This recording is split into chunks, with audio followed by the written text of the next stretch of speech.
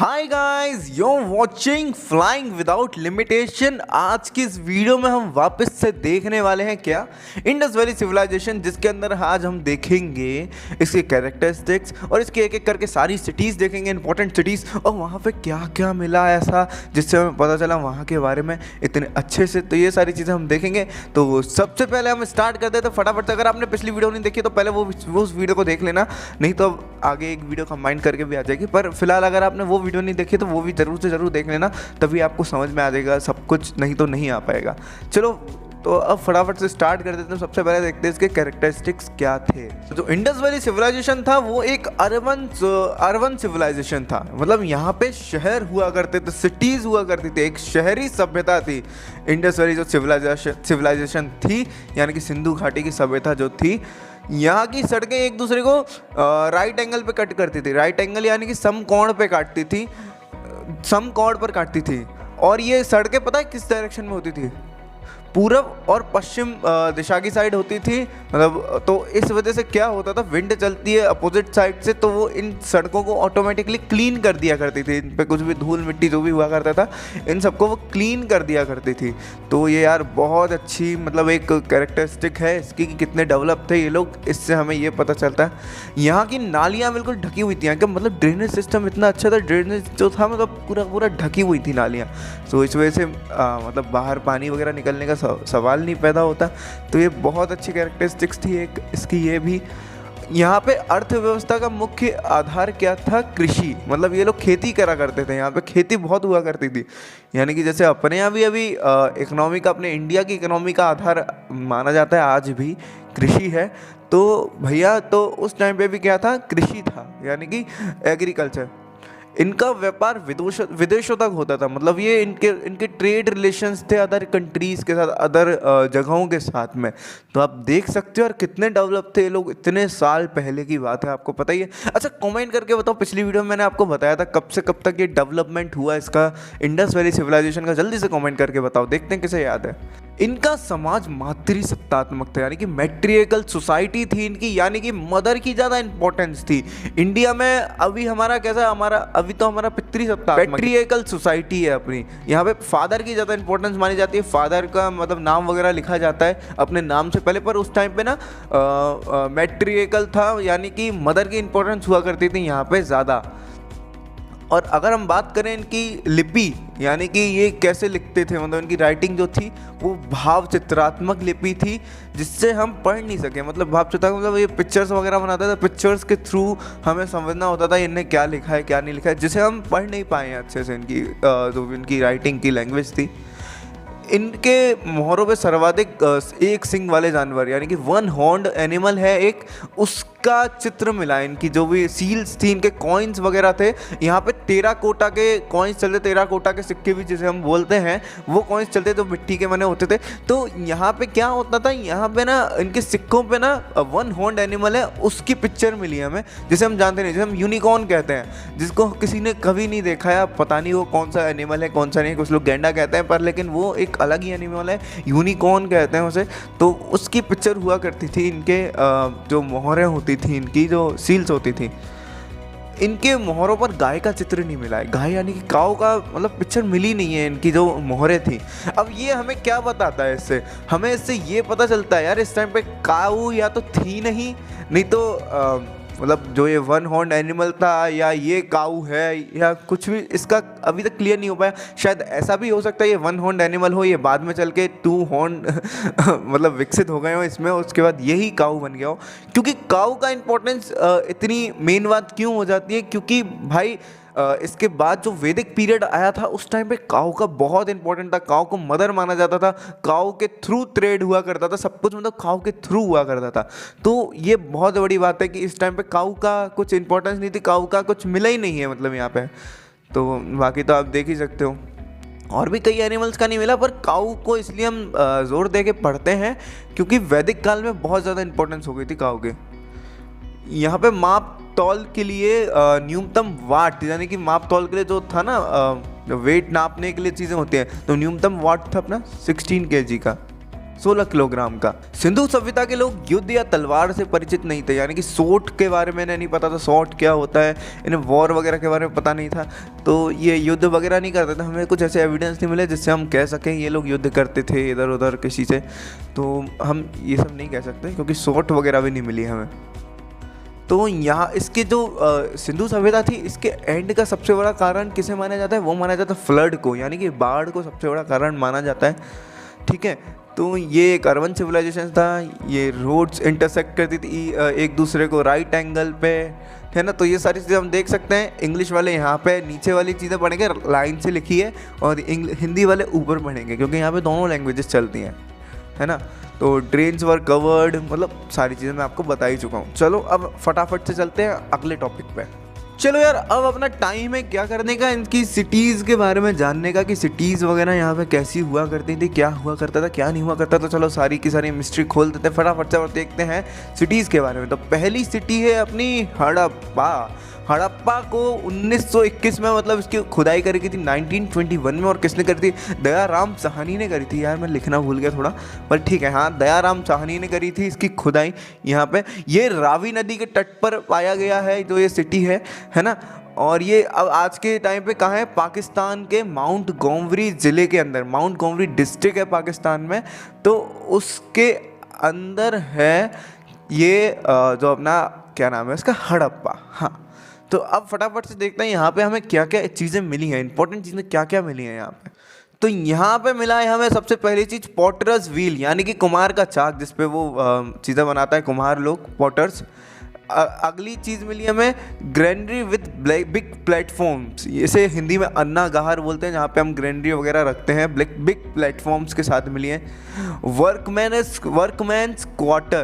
वर्कमैन्स quarter यानी कि श्रमिक का आवास मिला है हमें यहाँ पे मदर गॉडेस स्टैचू मिला है, यानी कि मातृ देवी की मूर्ति मिली है यहाँ पे। ये सारी चीज़ें बहुत इंपॉर्टेंट। वुड ओक मिली है, यानी कि लकड़ी की ओखली मिली है हमें यहाँ पे। वुडन कॉफन मिला है, यानी कि लकड़ी का ताबूत मिला है हमें यहाँ पे। RH-37 रेगिस्तान मिला है हमें यहाँ पे। इससे ये पता चलता है कुल मिला के यहाँ पे सेमेट्री होती थी और यहाँ पे लोग दबाते वबाते भी थे लोगों को, ठीक है। और साथ ही साथ यहाँ पे हमें एलिफेंट्स स्कलन मिला है, यानी कि हाथी का कंकाल मिला है। चर्क प्लेट्स, कॉपर और ब्रोंज, ये इंक्रीमेंट्स, मतलब टेराकोटा फिगरिंग्स, यानी कि टेराकोटा के सिक्के वगैरह जो मैंने आपको बता ही चुका हूँ मैं पहले, यहाँ पे चलते थे। सील्स एंड सीलिंग्स, मतलब काफ़ी सारी चीज़, वेट्स, और बाकी अब मैं आपको कॉमन चीज़ें बता चुका हूँ। यहाँ पे नालियाँ वगैरह तो सब कुछ बहुत अच्छे थे, बहुत काफ़ी अच्छी सिटी थी ये, तो मैं बाकी चीज़ें आपको बता ही चुका हूँ। तो ये सारी चीज़ें मिली, ये इंपॉर्टेंट चीज़ें ये याद रखनी है क्योंकि ये पूछ ली जाती हैं एग्जाम्स में। तो चलो फटाफट से अब आगे देखते हैं अगली सिटी के बारे में, जो कि है मोहनजोदारो। हाँ तो गाइज, ये हम देख रहे हैं अब मोहनजोदारो के बारे में कि यहाँ पे ये कब मिला और क्या क्या मिला हमें यहाँ से। मोहनजोदड़ो हमें मतलब मोहनजोदड़ो की खुदाई कब चालू हुई थी? ये हुई थी 1922 में। इसे हम माउंट ऑफ डेथ के नाम से भी जानते हैं, यानी कि मृतकों का टीला जिसे हिंदी में बोलते हैं, क्योंकि यहाँ पे बहुत सारे कंकाल पाए गए हैं इसलिए। इसकी खुदाई सन 1921 और 22 में, मतलब कुल मिला के 21 लिखा हुआ है, पर हाँ एक्चुअली 22 तक ये मिली थी एक्चुअली सिटी। तो इसकी खुदाई 21-22 में रखलदास बनर्जी ने की थी, है ना। तो यह पाकिस्तान के लड़खाना ज़िले में स्थित है, यानी कि डिस्ट्रिक्ट है लड़खाना डिस्ट्रिक्ट, पाकिस्तान में, ये भी इंडिया में नहीं है। इसके किनारे कौन सी रिवर है? इसके किनारे सिंधु रिवर है, यानी कि इंडस रिवर है। अब अगर हम बात करें कि यहाँ से हमें क्या क्या इंपॉर्टेंट चीज़ें मिली हैं जो हमें याद रखनी पड़ेंगी, बहुत इंपॉर्टेंट चीज़ें हैं, तो ये चीज़ें हैं मोहनजोदड़ो की फाइंडिंग्स। तो ये है पुरोहित आवास, यानी कि प्रीस्ट रेजिडेंस, यानी कि जहाँ पे प्रीस्ट रहते, प्रीस्ट का एक रेजिडेंट मिला है। यहाँ से सारी हमें पंडितरी वाली चीज़ें मिली हैं, यानी कि पूजा पाठ का सामान, मतलब ऐसी चीज़ें हमें ज़्यादातर मिली हैं यहाँ से। तो प्रीस्ट सबसे पहले मिल गया, वहाँ पे हमें क्या मिला था? श्रमिक आवास, है ना। वर्कमैन्स क्वार्टर मिला था, यहाँ पे हमें क्या मिला? प्रीस्ट रेजिडेंट मिला है यहाँ पे, यानी कि पुरोहित आवास। कुआं मिला है हमें, घर के अंदर वॉल मिला है, मतलब यानी कि विशाल स्नानागार, यानी कि ग्रेट बाथ मिला है हमें यहाँ पे, ग्रेट बाथ हुआ करता था। यहाँ पे भी हमें ग्रीनरी मिली है, वहाँ पे भी हमें ग्रीनरी मिली थी। पर आपको मैं एक चीज़ अभी यहीं पे बता देता हूँ कि हाँ, अगर आपसे पूछ ले कोई कि सबसे बड़ी ग्रीनरी कौन सी थी, हड़प्पा की थी या मोहनजोदारो की थी, तो सबसे बड़ी ग्रीनरी किसकी थी? वो थी मोहनजोदारो की। हड़प्पा से बड़ी थी, क्योंकि हड़प्पा में भी मिली है। तो मैंने यहाँ पे लिख भी रखा है, bigger than other greenery. And अगली चीज़ है अपनी कॉटन क्लोथ्स मिलते हैं हमें यहाँ पे, यानी कि सूती वस्त्र। सबसे चौड़ी सड़क मिले हैं यहाँ पे, वाइडेस्ट रोड मिली है हमें, यानी कि तो ये बहुत अच्छी चीज़ थी। मतलब बहुत अच्छी सिटी थी कुल मिला के, हमें पता चलता है। यहाँ पे सभागार मिला है, यानी कि हमें ऑडिटोरियम, ठीक है। और पशुपति शिव की मूर्ति मिली है हमें यहाँ पे, पशुपति शिव, पशुपति मतलब एक्सपेक्टेड है ये पशुपति शिव है एक्चुअली, मिली है हमें एक मूर्ति, वो आप देख सकते हो सामने। तो बाकी ये एक्सपेक्टेड है ये पशुपति शिव की मूर्ति, इसलिए हमने बोल दिया है पशुपति शिव की मूर्ति, यानी कि ये लोग पूजा करते थे। तो हमने पहले ही देख लिया था। पुरोहित आवाज प्रीस्टली रेजिडेंट मिला है यहाँ पे। कासे की नृत्य करने वाली नृत्य की, ये यानी कि ब्रॉन्ज डांसिंग गर्ल की एक मूर्ति मिली है हमें। तो यार देख लो यहाँ पे ये सारी चीज़ें मिली हैं। और बहुत सारा तांबे का ढेर मिला है हमें यहाँ पे बहुत सारी हमें यूनिकॉर्न सील्स मिली हैं। यूनिकॉर्न सील्स तो मैं आपको पहले से ही बता चुका हूँ, जो अपना मतलब यूनिकॉर्न जो एक सिंग वाला जो एनिमल होता है उसकी सील्स मिली हैं। बाकी आप देख सकते हो सामने। तो अब यार देखते हैं हम अपनी अगली सिटी के बारे में कि अगली सिटी कौन सी है और उसकी क्या कैरेक्टरिस्टिक्स थी, वहाँ पे हमें क्या क्या मिला है। यहाँ पे देख ही सकते हैं आप, कितनी इंटरेस्टिंग चीज़ें मिलती सारी हैं यार। अब देखते हैं अब आगे क्या मिलता है। तो ये है अगली सिटी चंदहुदड़ो। 1931 यानी कि 1931 में इसके एक्सकवेशन हुआ था यहाँ पे। तो एक किसने करी थी? ये गोपाल मजुमदार नाम का बंदा था, उन्हें करी थी इसकी खुदाई चंदहुदड़ो की, ठीक है। और अगर हम देखें तो ये कहाँ पर है, तो ये पाकिस्तान में ही है और ये भी सिंधु नदी के किनारे है। मैंने बताया था इंडस वैली सिविलाइजेशन ही हम इसलिए बोलते हैं क्योंकि सबसे ज़्यादा सिटी कहाँ है, इंडस रिवर के साइड में पाई गई है, इस वजह से हम इसे बोलते हैं। यही एकमात्र शहर है जो फोर्टिफाइड नहीं है। मतलब फोर्टिफाइड का मतलब क्या होता है, यानी कि दुर्ग रहित होता है।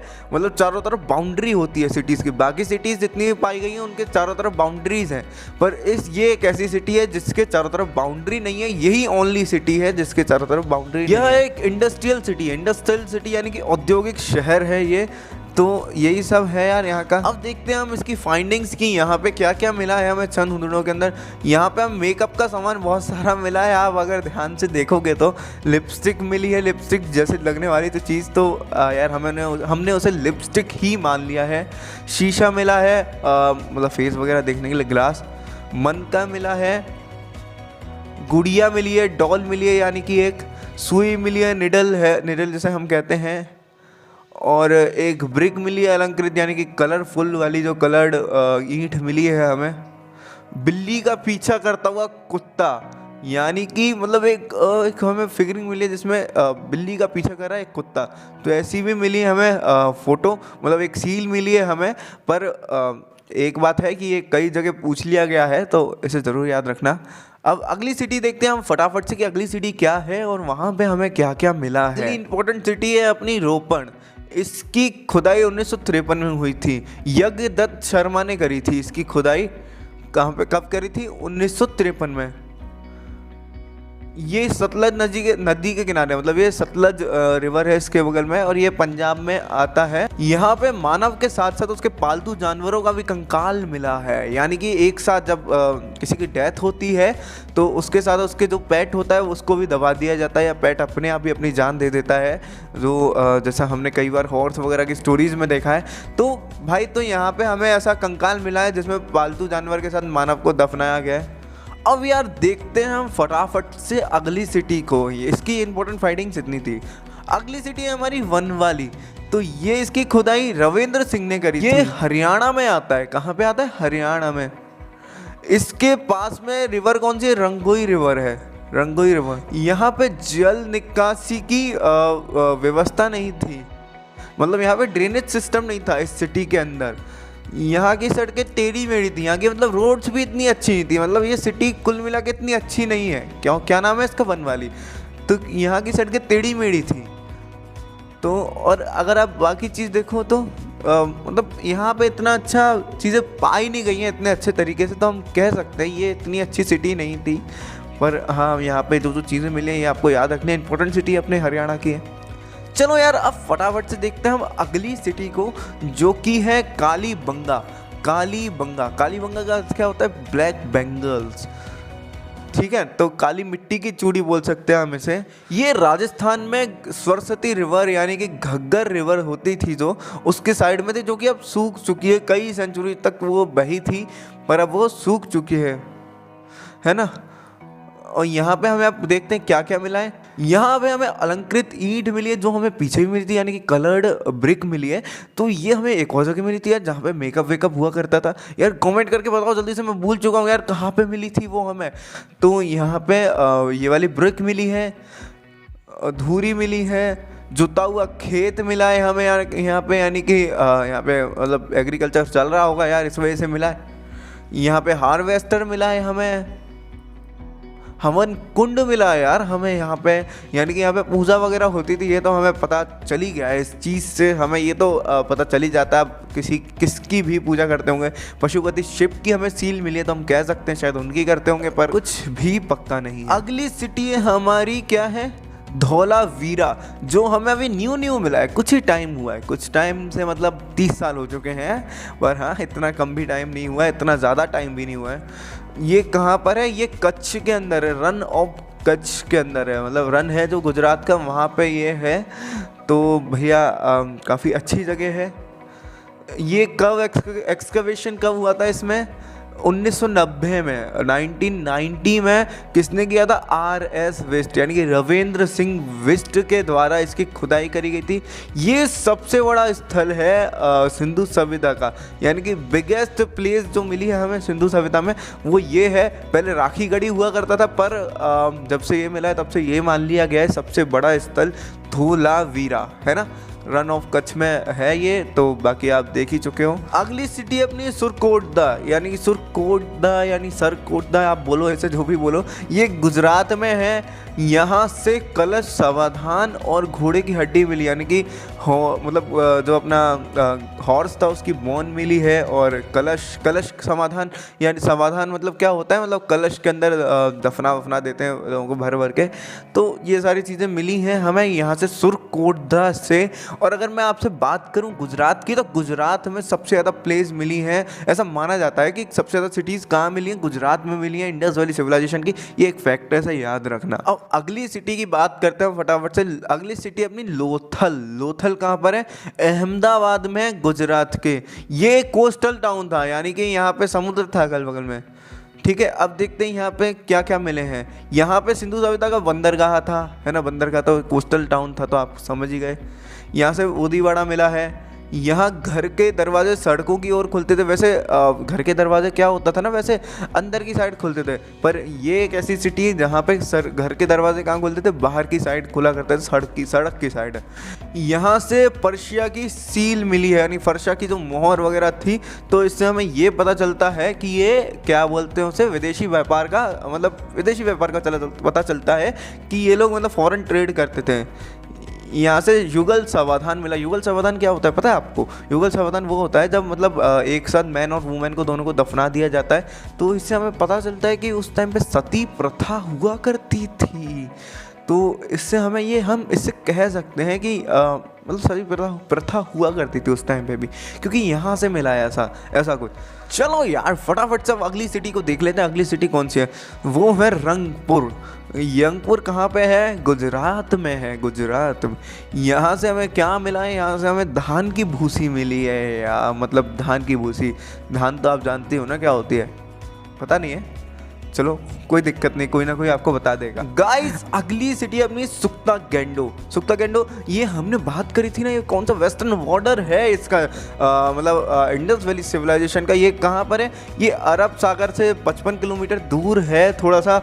ये अपना पाकिस्तान में ही है, जो पता ही है आपको। टास्क रिवर के बैंक पे था। तो यार सी का जो अपलिफ्टमेंट हुआ था, इस वजह से ये कट गया था एक्चुअली। ये जो सिटी थी, यहाँ पे हमें एविडेंस मिले हैं किस चीज़ के? फॉरेन ट्रेड के बेबीलोन के साथ यहाँ पे फॉरेन ट्रेड हुआ करता था, ऐसा माना जाता है।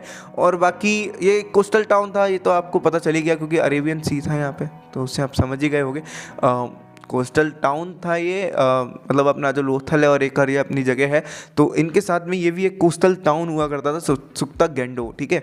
और बाकी यार इसी के साथ साथ जब फटाफट से पिछली वीडियो में मैंने आपको बताया था कि इसके जो इंडस वैली सिविलाइजेशन है, इसके बॉर्डर पे कौन कौन सी स्टेट, मतलब कौन कौन सी सिटीज़ पाई गई हैं, तो चारों के फटाफट से नाम लिखो डायरेक्शन के साथ कॉमेंट बॉक्स में अगर आपको याद है तो। गाइज अगली सिटी अपनी है मित्थल, ये हरियाणा में है, भिवानी डिस्ट्रिक्ट में।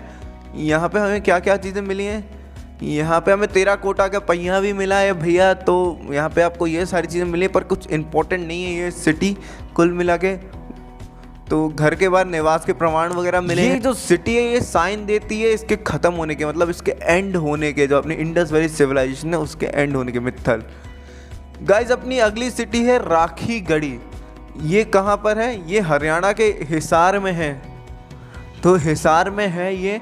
तो ये लार्जेस्ट साइट थी इंडस वैली सिविलाइजेशन की, जैसा कि हम बोल सकते हैं इंडिया के अंदर, तो आप देख ही सकते हो। बाकी तो जब तक लोथल नहीं मिला था तब तक यही थी अपनी बिगेस्ट साइट, तो हरियाणा के हिसार में है। तो सबसे बड़े स्थलों में से एक है थर्ड। अब आप यार फटाफट से लिखो, आपको 3 बिगेस्ट स्थल लिखने हैं सिंधु सभ्यता के, कौन कौन से हैं, जल्दी से फटाफट से कमेंट करके बताना, और बताना कहाँ कहाँ पे वो अवेलेबल हैं। अब गाइस यही थी हमारी वीडियो पसंद है तो लाइक करना, चैनल पर न्यू सब्सक्राइब करना। इसकी आएगी फटाफट से, इसकी क्वेश्चन आंसर्स वाली वीडियो आएगी जिसमें एमसीक्यू वगैरह सब कुछ बताए जाएंगे, तो चैनल को सब्सक्राइब करके बेल आइकन पे क्लिक। प्रॉब्लम हो तो कमेंट करके जल्दी से पूछ लेना। मिलते हैं, तब तक के लिए जय हिंद, जय भारत, वंदे मातरम।